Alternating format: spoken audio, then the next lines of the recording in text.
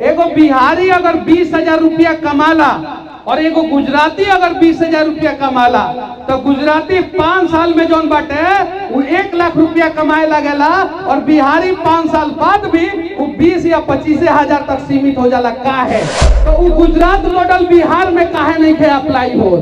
बिहार में दुनिया के सबसे बड़का स्टेडियम काहे नहीं के बनत? बिहार में सूरत जैसन शहर काहे नहीं के बनत? अहमदाबाद नियर शहर काहे नहीं के बनत? बड़ौदा जैसन शहर काहे नहीं के बनत? राजकोट जैसन शहर काहे नहीं बनत? काहे बिहार के लोग जाके गुजरात में काम करता, गुजरात के लोग काहे ना आके बिहार में काम करता? हम कड़वा बोले भाई, बुरा लग जाए तो हम माफी चाहता नहीं, नेता वाला बात हम ना बोले चिकना चिकना। वोट आई ना आपकी दाव तो रौनी के अपना लाख वोट मत देम लगी, नेता लाख वोट मत देम लगी, अपना लड़का के आंख में आंख डाले लगी। केकरा आंख में आंख डाले के बाद? लड़का के, अपना मेहरारू के आंख में आंख डाले लगिन, अपना माई बाप के आंख में आंख डाले लगिन और जाके तब वोट दम लगिन। अब कहे लगिन अब की दा हम अपना बेटा के किस्मत बनावे जाता नहीं, हम अपना मेहरारू के भाग्य बदले के चाहता नहीं, हम अपना बाप मतारी के हालात बदले के चाहता नहीं, अपने मने बिहार के हालात बदल जाए। लड़का संग के देखिए एकनी के हालात के बदली एकनी के हालात रौनी के बताई लगी ना। जकर जकर लड़का बा बोलो लगी ना कि के बदली है लड़का संग के हालात। हमनी के बदलम संग अगर बेटा पैदा कैले बानी या बेटी पैदा कैले बानी तो ओकर हालात बदले के जिम्मेवारी हमनी के बाटे। अगर शादी कैले बानी तो मेहरारू के किस्मत बदले के जिम्मेवारी हमनी के। अगर माँ बाप के कोख में पैदा भइल बानी तो माँ बाप के भाग्य बदले के जिम्मेवारी हमनी के। तो ये जिम्मेवारी अपना कंधा पे उठावे के पड़ी और जाति पार्टी से ऊपर उठ के सोचे के पड़ी कि अगर 100 गो फैक्ट्री बिहार में लागी, कै गो? 100 गो फैक्ट्री तो 2-4-10 गो फैक्ट्री के मालिक राउरा जाति के लड़का होखी तो 2-4-10 गो फैक्ट्री के मालिक है ने जे जाति के बाटे लोग ओकर लड़का होखी और 2-4-10 गो फैक्ट्री के मालिक पीछे रोड पे जे सुनता ओकर लड़का होई। अब की दा वोट देम हम अपना बेटा के भाग्य बनावेला, अपना मेहरारू के हालात बदलेला और अपना बाप मतारी के किस्मत बदलेला। ऐसे ही बिहार 5 साल के अंदर अंदर गुजरात के टक्कर में खड़ा हो जाई और 10 साल बाद जोन बाटे गुजरात के लोग बिहार में आके नौकरी करी और राउर लड़का जोन बाटे यहाँ कोनो कंपनी के मालिक बन रही। अगर हम कहले बानी कि हम चुनाव लड़ेम, हम जौन काम करें स्टाम्प पेपर पे लिख के करें। कौन सी पे लिख के करें? स्टाम्प पेपर पे। यो कहले बानी कि अगर 5 साल में ही काम ना करें तो हमर जितना सैलरी सरकार 5 साल तक हमरा के देले रही, जितना करोड़ रुपया सरकार हमरा के सैलरी के रूप में देले रही, अगर पूरा काम पूरा ना होई तो सारा के सारा सैलरी जोन बाटे सरकार के वापस कर देम। अगर एंग लिख के स्टाम्प पेपर पे केहू देव तो ओकरा के वोट दी लगी, ना तो ठगाए ला तैयार बानी लगी तो तैयार रहे। हालात हमनी के सही में सही नहीं है, आज समझे के पड़ी। हमनी के का बा जाति में बटल बानी सब, फलानवा हेतना परसेंट बा, चिलानवा हेतना परसेंट बा, हऊ होतना परसेंट बा, हऊ होतना परसेंट बा। बटल बानी सन कि ना बटल बानी सन? बटल बानी सन ना। अब जब तक हमनी के बटल रहे तब तक हमनी के लड़का जाके दूसरा राज्य में मजदूरी करत रही आ हमनी के नाम पे यहाँ पे नेता लोग मलाई खात रही। सही बात लगी ना? तो वो हालात के बदले के पड़ी, वो हालात के बदले के तैयार बा? हाथ उठाई लगी, बानी लगी ना तैयार, बानी लगी ना। आधा बाप मतारी के बीपी और डायबिटीज अपना बेटा के बेटी के टेंशन के वजह से हो जाता, होता कि ना होता? ये हालात बदले के चाहिए कि ना बदले के चाहिए? के बदली बताई लगी, पीछे से हाथ उठाई लगी। के बदले के चाहता कि हमनी के बेटा राजा बनो, हमनी के हालात बदलो, हमनी के गरीबी दूर हो। के चाहता? सब लोग चाहत बा कि ना चाहता? चाहत बा ना।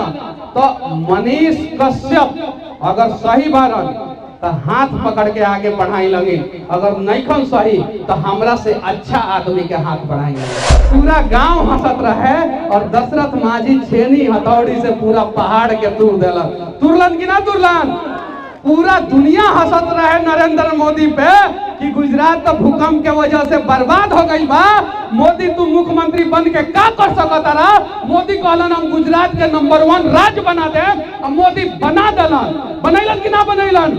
हमनियों को प्रण कहिया कि अगला 10 साल बाद जौन बाटे भारत के नंबर 1 राज्य बिहार रही, बिहारी पे आज दुनिया हंस रहा बा।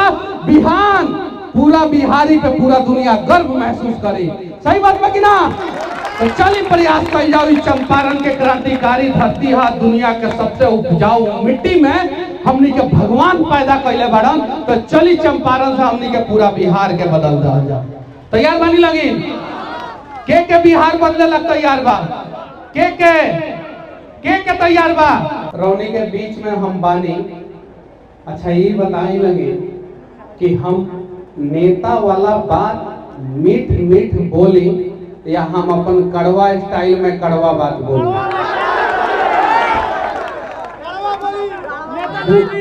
बुरा मत माने लगी, तब सुने लग तैयार रहे लगी। कुछ हमरा अंदर गलती हुई तो रउआ बताएं, और कुछ रउआ अंदर गलती हुई तो हम बताएं, और बाद में जब हमार बात पूरा हो जाए तो हमर कोनो भी बात बुरा लागल रही तो हमनी के बता दे लगे कि मनीष तू है गलत बात बोलो और ये बात तारा ना बोले के चाहिए, ठीक बा। क्या बोली रौनी के मीठ लागो कान में वो बोली या सही बोली। अगर सही बोले तो कड़वा लागी, तैयार बानी लगी। कब तक हमनी के बिहार के हालात है नहीं रखे। हम देखनी यहाँ आधा से अधिक लड़का जौन बाटे जौना के जामा फाटल बा और मतारी सियले बड़े है। लड़कुआ पे हम ध्यान से देख लिया, एको लड़का नहीं कर संगिया, अनेकों लड़का बाड़ा सन। यहाँ मंच पे जो लड़की संग डांस करत रही सन, हम देखनी कि अगर वो अमीर के लड़की रहती संग तो ओकनी के साड़ी के दाम 10-10 हजार रुपया रही, तो ओकनी के अपन अपन माँ के बिहौती साड़ी पहन के आई रही है। गलत बोलता नहीं, जैसे गलत बोले वैसे रोक लम लगी, क्योंकि गलत के बढ़ावा नहीं के देवे नहीं के देवे। ई हालात के आखिर हमनी के काहे नहीं के संग बदले के प्रयास कर, और के बदली ई हालात के रौनी के बताए लगे के करी बदले के प्रयास। अरे बोली लगी ना, के करी प्रयास। अच्छा खाली हमरा कैला से ना होई या दीपक भैया के कैला से ना होई, हमनी के सब कोई मिल के करे तभी ई हालात बदली। सही बात बा कि ना बा बाटे ना। तो एकरा लाग सब कोई के तैयार रहे के पड़ी, सब कोई के। और सबसे बड़ी बात बा कि एगो विश्वास दुनिया के सबसे ताकतवर चीज होला। अगर रौनी के विश्वास होई कि ई हालात बदल सकता तो एक ना एक दिन ई हालात जरूर बदली, और अगर रौनी के विश्वास ना होई तो ई हालात कहियो ना बदली। एक समय रहे इतिहास में जब उठा के देखे तो दुनिया के सबसे ताकतवर साम्राज्य जौन बाटे वो मगध साम्राज्य रहे, और चंद्रगुप्त मौर्य जौन बाटे उनकर शासक रहलन, आ हमनी के बिहार जौन बाटे वो सबसे समृद्ध राज्य रहे। एक समय रहे। आज स्थिति का बा रौनी के बताई लगे, कैसन स्थिति बा बिहार के आज, कैसन बा कैसन बा। तो चली हम कहानियां न कड़वा बोले, तो जेकरा जेकरा मुंह में पहले गुटका बा वो अपन अपन गुटका फेंक दे सबसे पहले। क्योंकि अगर रउआ देखी ताली बजाओ मेरे भैया, वो ना खानी आनी। जेकरा जेकरा मुंह में गुटका बा वो पहले गुटका फेंको। हाँ भैया फेंक दी लगे। सही हम सही कहते नहीं कि ना, सही कहते ना बानी। अभी चुनाव के मौसम बाद चुनाव पे हम कोनो बात ना करें, कोनो भी बात हम चुनाव पे ना करें, लेकिन रौनी के हालात पे बात कही जा सकता कि ना। हम पटना से सवेरे 5 बजे निकलनी है आज। रास्ता में देखनी है कि जैसे 8 बज गई हम तो रुकत आवे नहीं, तो ओकरा बाद से बहुत सारा लोग अपना काम पे निकल गई। जानता नहीं कौन काम पे, घर के अच्छा औरत लोग बकरी लेके निकल गई। लड़का संग हंसे वाला बात नहीं है चाचा, पान खा के हंसी मत समझी इस दर्द के। बहुत बढ़िया लड़का है जो जाके स्कूल में पढ़ाई करता संग राजा बेटा बनता संग, वो बकरी लेके निकल गई संग। हालात हमनी के सही में सही नहीं है, आज समझे के पड़ी।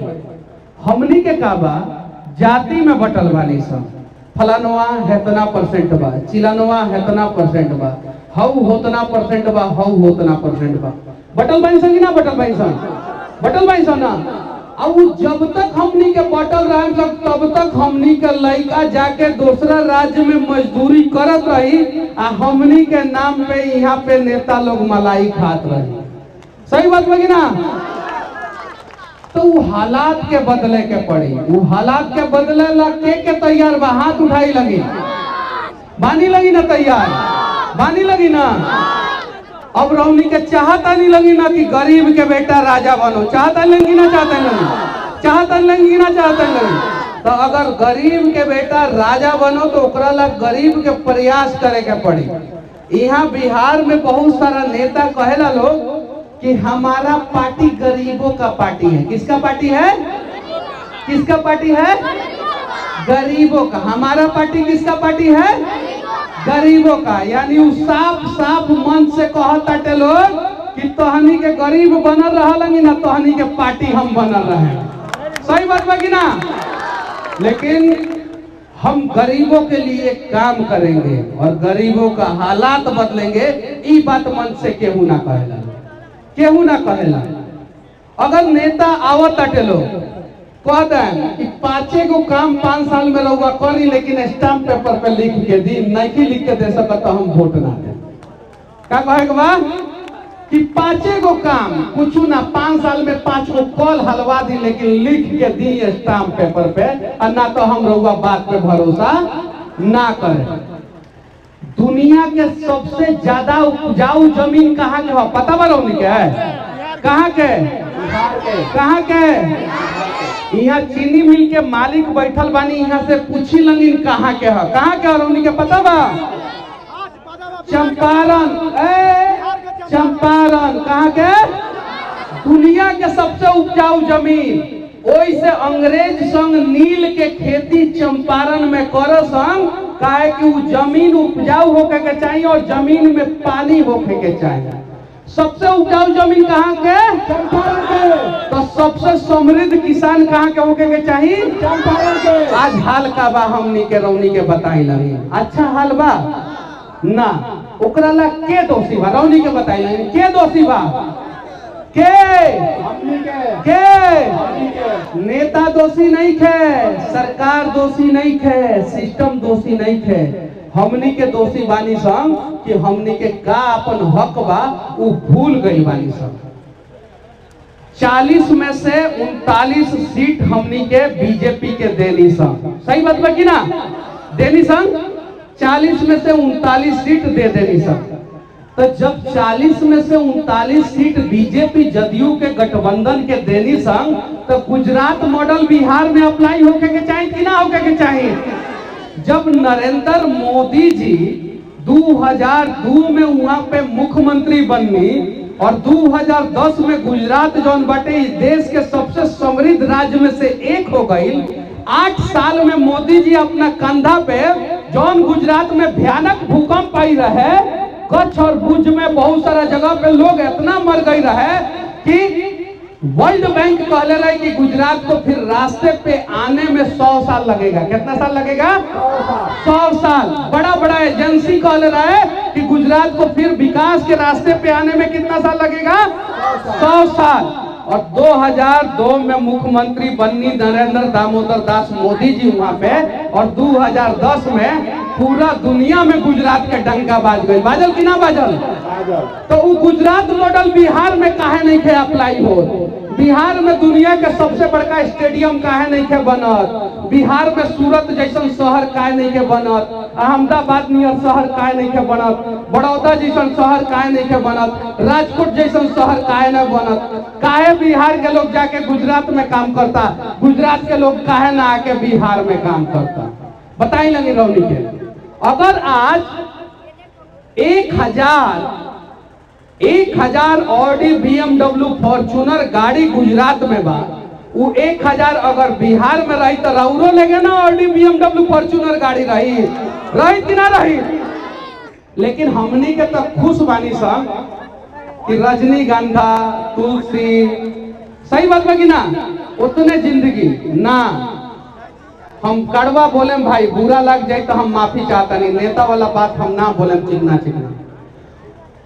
वोट आई ना आपकी दाव तो रौनी के अपना लाख वोट मत देम लगे, नेता लाख वोट मत देम लगे, अपना लड़का के आंख में आंख डाले लगे। केकरा आंख में आंख डाले के बा? लड़का के। अपना मेहरारू के आंख में आंख डाले लगिन, अपना माई बाप के आंख में आंख डाले लगिन और जाके तब वोट दम लगिन। अब कहे लगिन अब की दा हम अपना बेटा के किस्मत बनावे जाता नहीं, हम अपना मेहरारू के भाग्य बदले के चाहता नहीं, हम अपना बाप मतारी के हालात बदले के चाहता नहीं, अपने मने बिहार के हालात बदल जाए। लेकिन यहाँ हमनी के का कहे निशान नीतीश कुमार के वोट देम सन। केकरा के वोट देम सन? लालू जी के वोट देम सन। केकरा के वोट देम सन? लालू जी के। बीजेपी के वोट देम सन। केकरा के वोट देम सन? बीजेपी के ना। अब की दा वोट देम हम अपना बेटा के भाग्य बनावेला, अपना मेहरारू के हालात बदलेला और अपना बाप मतारी के किस्मत बदलेला। कैसे ही बिहार 5 साल के अंदर अंदर गुजरात के टक्कर में खड़ा हो जाई और 10 साल बाद जोन बाटे गुजरात के लोग बिहार में आके नौकरी करी और राउर लड़का जोन बाटे यहाँ कोनो कंपनी के मालिक बनल रही। अगर चाहतानी कि राउर लड़का कंपनी के मालिक बनो तो मालिक वाला सोच डेवलप करी, और अगर चाहतानी कि राउर लड़का कहीं कौन कंपनी में जाके नौकर बनो तो ठीक बात, जय श्री राम। जौन चीज सोचता नहीं सोचत रही। लेकिन अगर चाहता नहीं है लड़का संग देखिए एकनी के हालात के बदली एकनी के हालात रौनी के बताई लगी ना। जकर लड़का बा बोलो लगी ना कि के बदली है लड़का संग के हालात। हमनी के बदलम संग। अगर बेटा पैदा कैले बनी या बेटी पैदा कैले बनी तो ओकर हालात बदले के जिम्मेवारी हमनी के बाटे। अगर शादी कैले बानी तो मेहरारू के किस्मत बदले के जिम्मेवारी हमनी के। अगर माँ बाप के कोख में पैदा भइल बानी तो माँ बाप के भाग्य बदले के जिम्मेवारी हमनी के। तो ये जिम्मेवारी अपना कंधा पे उठावे के पड़ी और जाति पार्टी से ऊपर उठ के सोचे के पड़ी कि अगर 100 गो फैक्ट्री बिहार में लागी, कई गो 100 गो फैक्ट्री, तो 2-4-10 गो फैक्ट्री के मालिक राउरा जाति के लड़का होखी तो 2-4-10 गो फैक्ट्री के मालिक है जे जाति के बाटे लोग ओकर लड़का होखी और 2-4-10 गो फैक्ट्री के मालिक पीछे रोड पे जे सुनता ओकर लड़का होई कि ना होई। एगो बिहारी अगर 20,000 रुपया कमाला और एगो गुजराती अगर 20,000 रुपया कमाला तो गुजराती 5 साल में जोन बाटे वो 1 लाख रुपया कमाए लगेला और बिहारी 5 साल बाद भी वो 20 या 25,000 तक सीमित हो जाला। का है जानता लेकिन का है कि गुजराती अपन मेहरारू के हाथ से खाना खा के जाला और 1 किलोमीटर दूर जाके कंपनी में काम करेला और फिर आके अपना घरे चलावेला, और बिहारी 2000 किलोमीटर दूर जाला वहाँ काम करेला, वहाँ होटल में खाला, भाड़ा पे घर लेवेला, अब 20,000 रुपया कमाला और 18,000-19,000 रुपया खर्चा कर देवेला। और वही से डर है होली दीपावली के अलावा बीच में कबो ना आवेला, काहे कि पॉकेट में पैसे ना हो। हम गलत कहें अभी हमरा के मन से उतार के भगा दम लगे, और सही कहें तो सही रास्ता पे चले के प्रयास करे लगे। समझ नहीं लगी ना। हम कहले बानी कि हम चुनाव लड़ें, हम जौन काम करें स्टाम्प पेपर पे लिख के करें। कौन सी पे लिख के करें? स्टाम्प पेपर पे। यो कहले बानी कि अगर 5 साल में ही काम ना करें तो हमार जितना सैलरी सरकार 5 साल तक हमरा के देले रही, जितना करोड़ रुपया सरकार हमरा के सैलरी के रूप में देले रही, अगर पूरा काम पूरा ना होई तो सारा के सारा सैलरी जोन बाटे सरकार के वापस कर दे। अगर एंग लिख के स्टाम्प पेपर पे केहू दे तो ओकरा के वोट दे लगी, ना तो ठगाए ला तैयार बानी लगी तो तैयार रहेगा। यही चीज बाटे। एगो हमर घर जाके देख लेम लगी एक बेर, खपड़ा के घर से हम उठल बानी, घर जाके देखे में लगी हमार गांव जौन बाटे वो 3 तरफ से नदी से घिरल बा। हमारा गांव में औरत लोग हम देखले बानी जब बारिश के दिन में प्रेग्नेंट हो जाए लोग तो खटिया पे लाद के हॉस्पिटल जाए लोग या डेंगू पे सुगौली इलाज करावे जाए लोग। इस दर्द के हम झेलले बानी, हम देखले बानी। आई दर्द के दूर कई जरूरी बाटे।